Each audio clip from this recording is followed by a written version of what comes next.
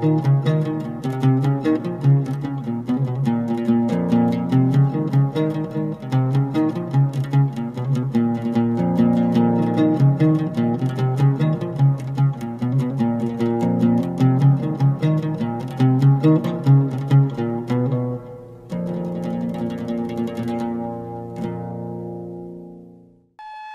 همدیاران، همه جا سبز و خرم، لاله شکفته.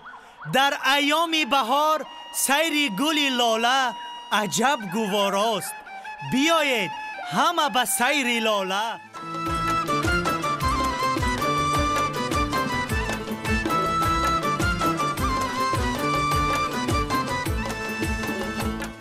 در بین تمام گل‌های بهاری گل لاله همچون گل آرایشی صحرا و یا عروس سال به حساب می رود، زیرا که در هر فصل بهار این گل تمام دشت و دمنها را محمل پوش نموده طبیعت را باز هم زیبا و دلکش می نماید. اما این گل خودروی طبیعت زیبا نسبتاً عمر کوتاهی دارد، چون که آن نه طاقت گرما و نه طاقت سرما دارد.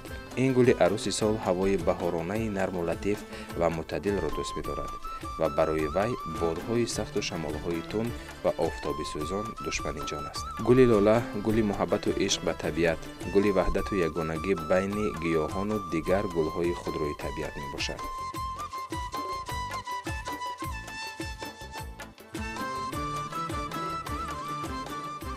در روی کره زمین تقریبا 80 نمود لاله‌های یابویی به قید گرفته شده است که از اینها 26 نمودشان در تاجیکستان وام می‌خورند.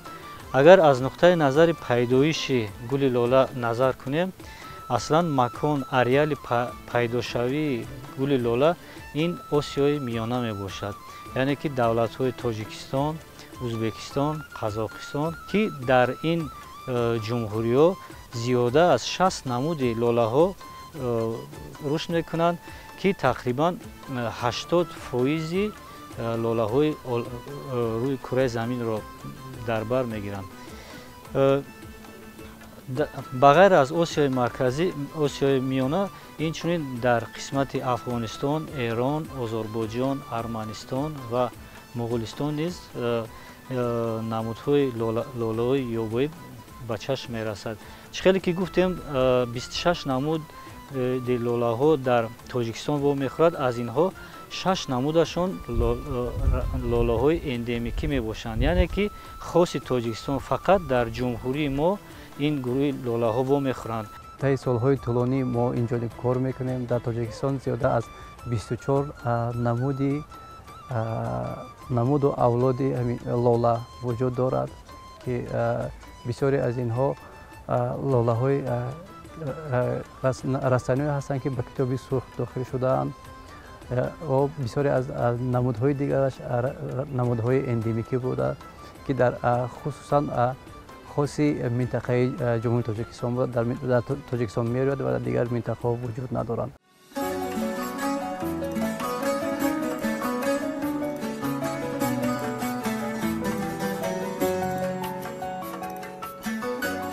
از اینجا این گل لطیف و حساس در فصل سال 1-2 ماه روی قالین‌های سبز طبیعت جلوه نموده در دل کس شادی و سرور، عشق و محبت را نسبت طبیعت و وطن خویش بیدار نموده در وجود انسان حس میهن‌پرستی و وطن دوستی را باز هم قوی‌تر می‌نماید.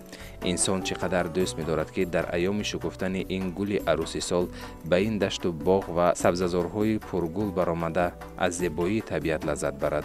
گل لاله با عنوان مشهورترین گل در فرهنگ و ادب فارس و تاجیک نفوذ یافته که بسیاری از متفکران و شاعران روی لاله شناسایی داشتند و آن را در اشعار خویش تعبیر و تصویر کردند.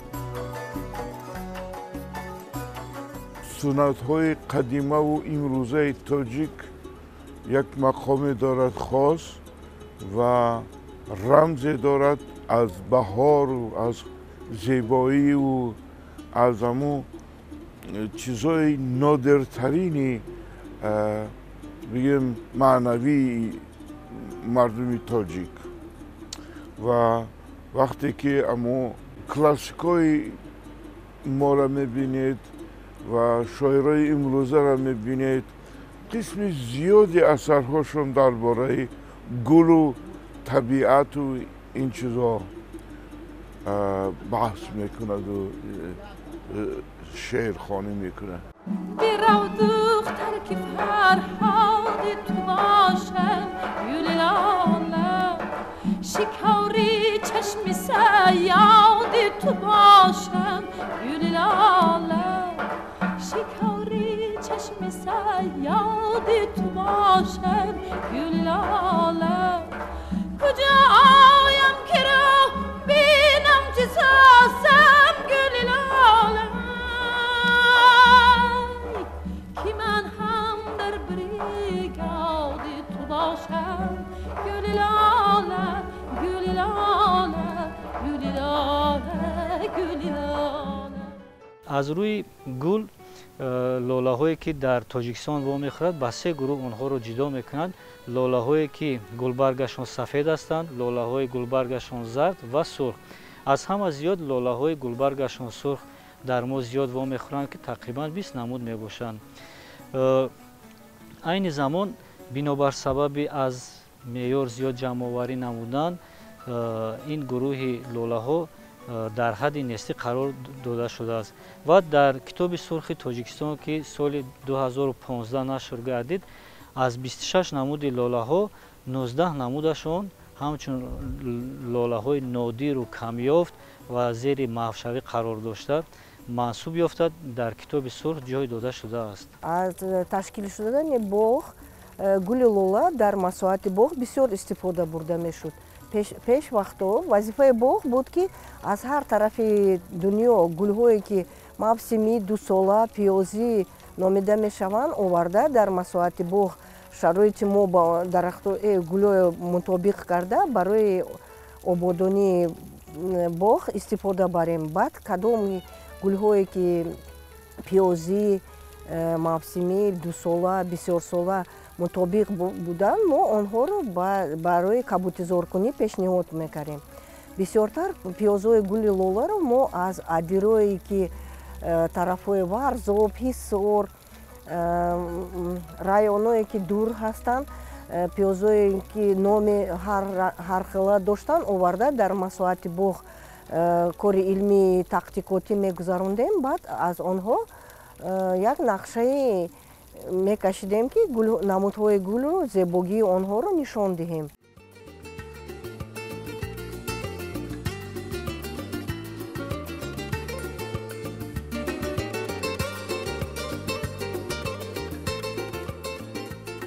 دوباره احیا گردیدن جشن سیر گل لوله واقعاً افتخار مردم تاجیک است.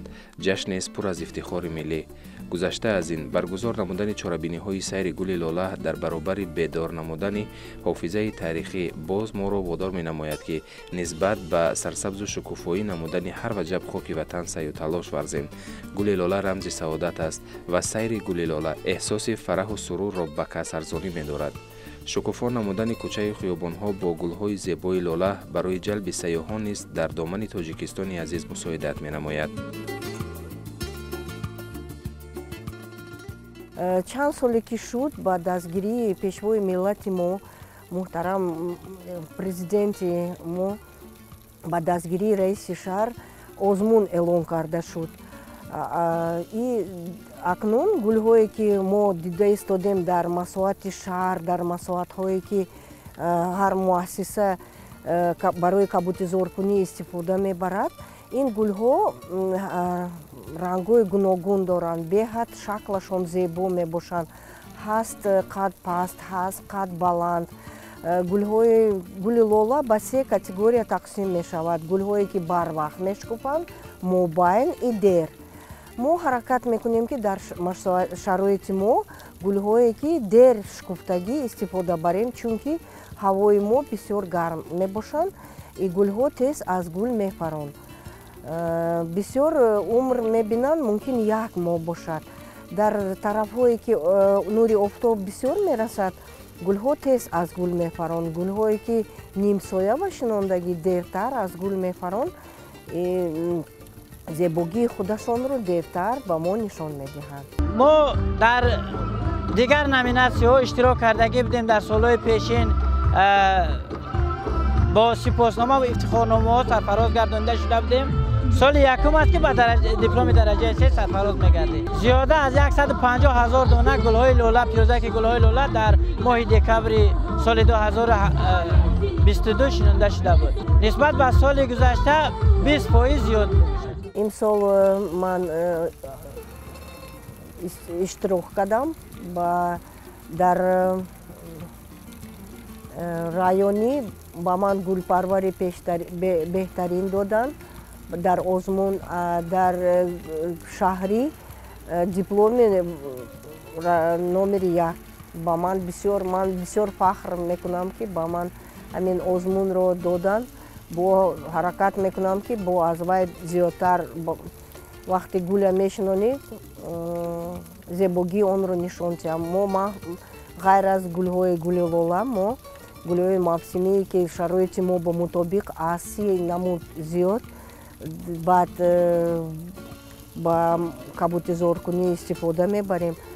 мехоҳем ки ҳар як намуд гуле ки дар масоати мо мутобиқ шудагӣ истифода барем и зебогии он гулҳоро нишон диҳем.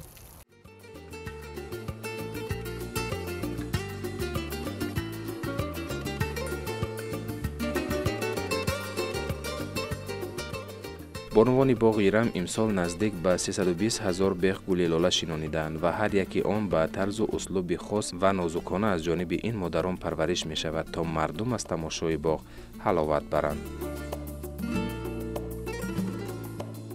пеш аз шинондан замина хушрӯ по бел мекунӣ, ковук мекунӣ, камтар ғизо метӣ. барои агар ғизоноки замин бисёр бошад қадди гули лола баланд мешавад. мо ҳаракат мекунем ки ғизои хоки ки ба гули лола истифода мебарем ғизоноктар камтар кунем. нозук нестанд гули лола. ҳамон вақташ ки ба замин мешинонем ин аз моҳи ноябр сар мешавад то моҳи декабр давом метиҳад. хеле ки ҳамин куртаи зебое ки дар тани ҳамин бонуҳо мебинӣ ози чизи чакан буромадагӣ нақши қолину чакан меган меҳнат мекунӣ ки кӯшиш мекунӣ ки ҳавай вақте ки гула мешинӣ диққат мекунӣ ки дизайнро мебиёра ҳамун чиза метия апи фирӯза дар тори сармон меиста гул ба гул ранг ба ранг бояд занем ки хато нашавад дар ягон чиз ранг ба ранг бояд хато наравад дар ягон чиз. ҳай меҳнатш вақте ки дар кор мебиёӣ ман 11 сол шуд ман дар ин корхона кор мекунам.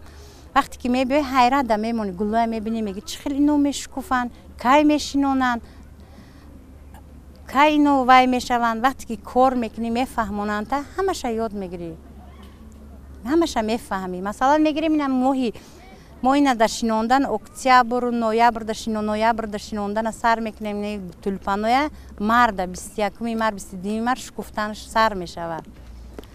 апрел майда ино аз шукуфтан мемонад бо гулҳои дигар мешунем мавсимӣ. дар майдони Истиқлол нақшаҳо бисёртар куртаҳои чакан буд и рангоранги гулҳо бисёр зебо буданд. и ҳаракат кардем ки дар нақша ҳар ранги онро ба ранги баланд ба ранги бенур нақша кашида истифода бурдем. ҳозир ҳар кас мехоҳад ки ба назар гирад мебиён сурат мегиранд баъд мебинанд суратҳои порсолаш вақте ки дидан мегӯянд ки порсол зеботар буд ин сол зебо. мухлисон бисёр ҳастанд. бо бисёр одамо мо ба назар мегирем яхел одамо ба мо тавсия метиҳанд мо ҳама тавсияҳоро ба назар мегирем баъд ба истифода бурдани ҳамон одамое ки мо барои мо тавсия метиҳанд оянда сол ба назар гирифта гулҳои гули лола шинонем. ҳаст намудҳое ки боғӣ кунонида шуданд яъне ки ба таври селексия ба даст оварда шуданд инҳоро аслан ба воситаи пиёзакҳошон зиёд мекунанд. тухми онҳо қобили афзоиш нестанд. дар мо лолакаҳак мегӯянд ё ки лолаарус мегӯянд. инҳо авлодҳои гуногун ҳастанд ва лолаарус ин аслан худаш яксола ҳаст.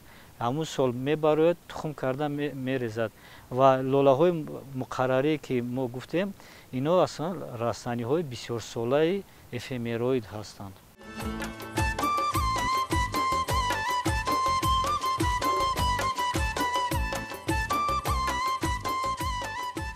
بهار عید لاله در دل ساکنان و مهمانان پایتخت محبت و طبیعت را بیدار نموده ذوق مردم را به طبیعت زیاد می کند. به خاطر عید گل لاله در پایتخت تاجیکستان و گلگشت و خیابان‌ها، باغ‌ها و در جای‌های گوناگون قریب 6 میلیون گل شنانیده شد. همین طریق گل لاله را در تاریخ علم و فرهنگ مردم تاجیک و فارس شاعران و متفکران آبرزهای بدیعی داده در شرایط و لحظه‌های گوناگون مورد استفاده قرار دادند.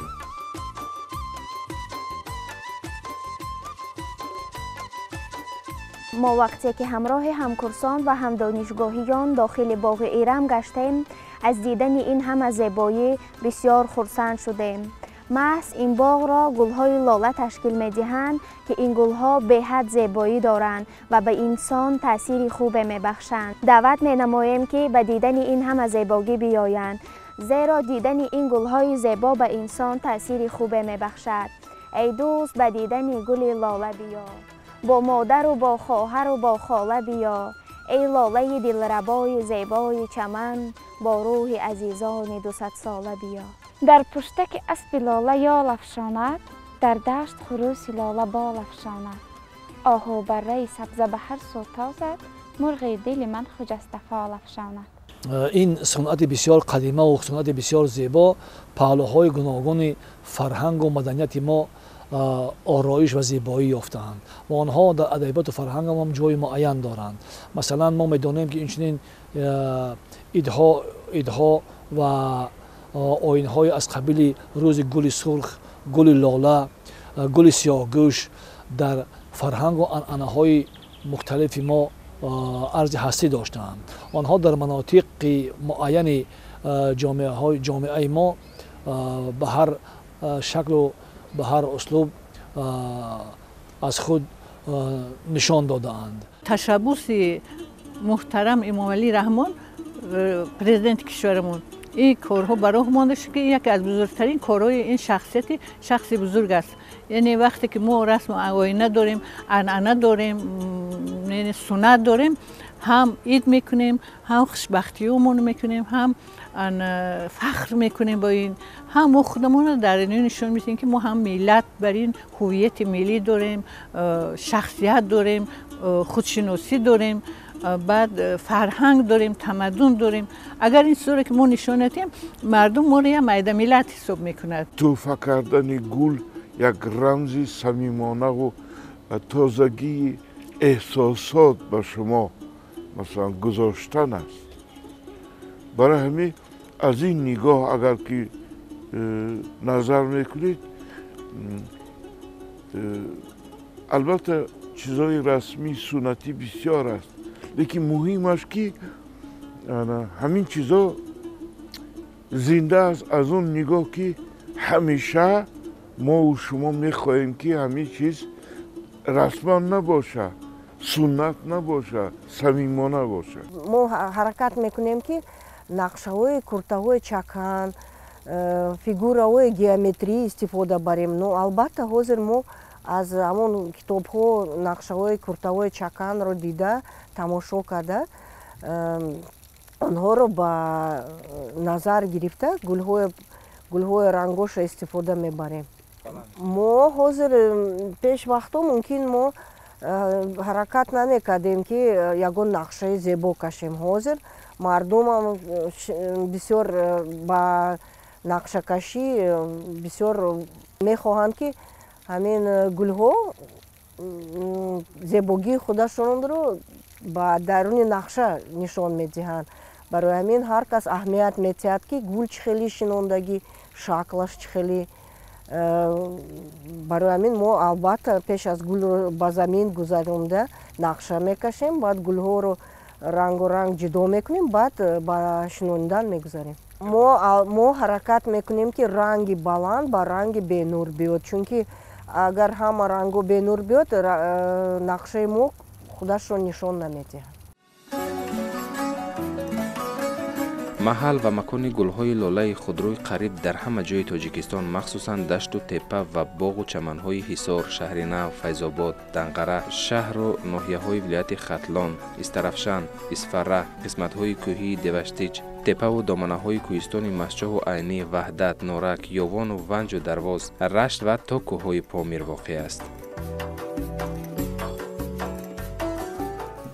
محل رشد اساسی این لوله ها اساساً دشت، نیم بیابان ها و کوه ها می باشند و اینها اصلا در منطقه کم آب و رشد آنها یک خصوصیت خاص دارد که اینها بعد از سرما برآمدن، یعنی که در اول بهار زود افزایش نموده از همین باران‌های بهاری استفاده میبرند و تا آخر بهار اینا تخم مانده به حالت آرامی میگذرند.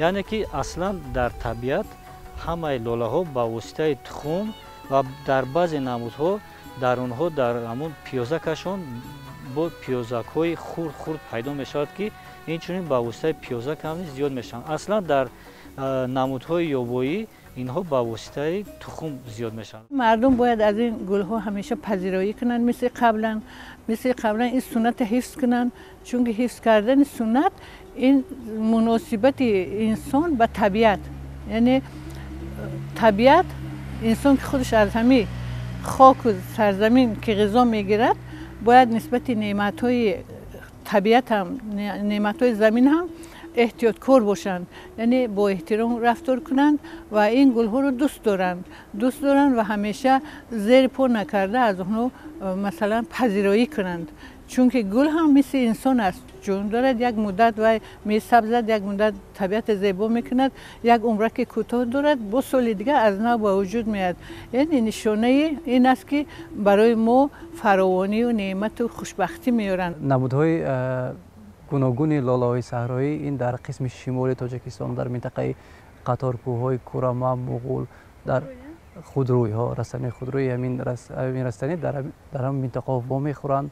یعنی که بسیاری از این همین منطقه از جهت نمودهای اندمیکی بسیار بای است. این یک منطقه هست که در بین دو قسمت تیانشان و پامیرالله جایگیر شده است. از این سبب در این منطقه بسیاری از نمودهای اندمیکی همین تولیپانا لاله ها وا میخورد در اونجا.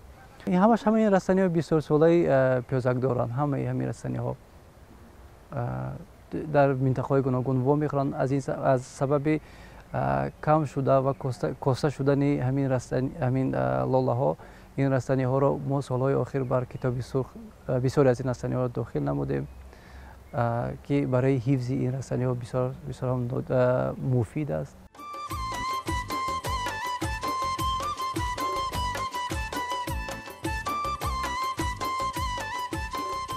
امروز با افتخار میگوییم که گلهای لاله با رنگ و شکلهای مختلف باغ و گلگشت، چمن و لبالب خیابان و کوچه ها و باغچه های نزد حولگی شهرمان را باز هم زیباتر و خوشتر گردانیدند.